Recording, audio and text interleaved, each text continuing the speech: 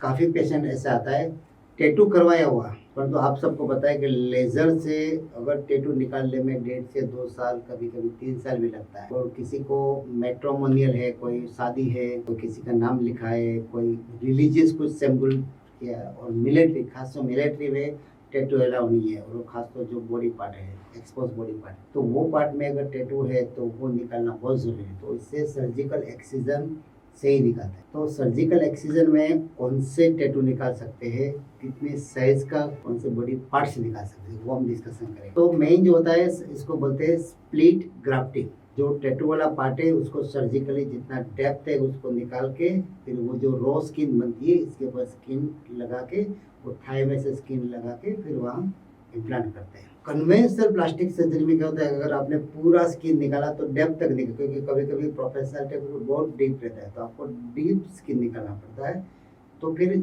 Skin लेनी भी deep पड़ती है। तो कभी कभी क्या होता है, कलर मैचिंग में प्रॉब्लम रहता है। और थाई से जहाँ से स्किन लिया हुआ तो वहाँ भी थोड़ा डिस्कलरेशन हो सकता है, हाइपर पिगमेंटेशन का, हाइपोपिगमेंटेशन। टू ओवरकम दिस, अभी हमने रिसेंटली नया कॉम्बिनेशन किया है। मानो कि यहाँ टैटू है तो एकदम पतली स्किन निकालना, तो एपिडर्मिस पार्ट निकाल देता है, तो फिर स्किन नीचे का जो टैटू वाला पार्ट एक्सपोज हो जाता है। फिर इसमें लेज़र तुरंत देना, ड्यूरिंग सर्जरी लेज़र दे देने का, और हेवी पावर से दे देने का, ताकि वो टैटू पार्ट सब निकल जाए।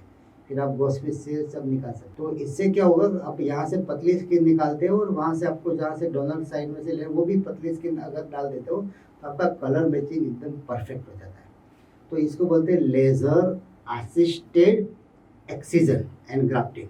इससे ज़्यादा फायदा है। तो लेज़र होता है Q switch India laser, black colour tattoo रहता है, मल्टी कलर टैटू रहता है, रेड कलर का टैटू रहता है। तो इसमें 532 एंड 1064 फॉर ब्लैक कलर, तो red and black colour excellently निकल जाता है। बाकी का जितना जितना फ्लोरोसेंट कलर, जितना ब्राइट कलर, इतना पुअर रिजल्ट रहती है। इससे आपको इतना डीप निकलना पड़ता है, तो सर्जरी थोड़ी डीप होती है। तो सर्जिकल एक्सिजन जो रहता है तो वो 20-30 सेंटीमीटर में इजीली कर सकते हैं। इससे ज़्यादा अगर एरिया में करना है तो उसको सीरियल एक्सिजन बोलते हैं, कि भाई थोड़ा निकाला फिर दूसरी स्टेज में दूसरा है। मानो कि इतने पार्ट में लेस देन 1 इंच रहता है तो वो इसको बोलते हैं एक्सिजन एंड क्लोजर। इतना पार्ट निकाल के इसको ज्वाइन कर देते हैं, काम हो जाता है। परंतु कहाँ नहीं होता है, जहाँ मूवमेंट वाला ज्वाइंट पार्ट होता है वहाँ सर्जरी थोड़ी डिफिकल्ट रहती है, वहाँ खुल जाती है, स्कार मार्क रहता है। तो सर्जरी वैसे 1.5 से 2 घंटे की सर्जरी रहती है।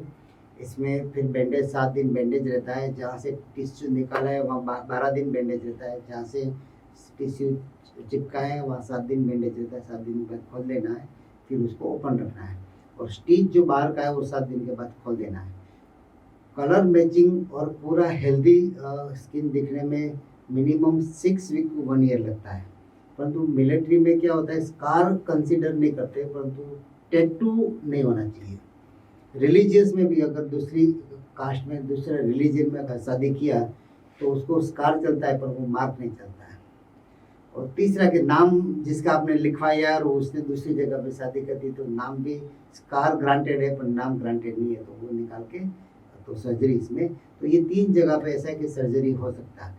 इसके अलावा कोई कोई टैटू ग्रेन्युलर बनते हैं। मानो कि टैटू कोई अनहाइजेनिक जगह पे किया, कोई प्रोफेशनल टैटू वाला नहीं है, कोई जगह पे ऐसे रोड साइड में करवा दिया, ट्यूबरकुलोसिस, टीबी, लेप्रोसी, कुछ भी फॉरेन बॉडी ग्रेन्युलोमा यहाँ हो सकता है, क्योंकि इनका पार्टिकल साइज थोड़ा बड़ा आ जाता है, तो ये रिएक्शन आने का चांस ज़्यादा है। इम्प्योरिटी अंदर होती है, सेकेंडरी इन्फेक्शन, सेल्यूलाइटिस, बॉइल, कभी कभी आईएनडी करके पूरा निकाल देते हैं, और कभी कभी पूरा डीग्रेन्युलोसिस टिश्यू डीरूफिंग करके फिर सेकेंडरी हीलिंग करके फिर बाद में ग्राफ्टिंग कर सकते हैं।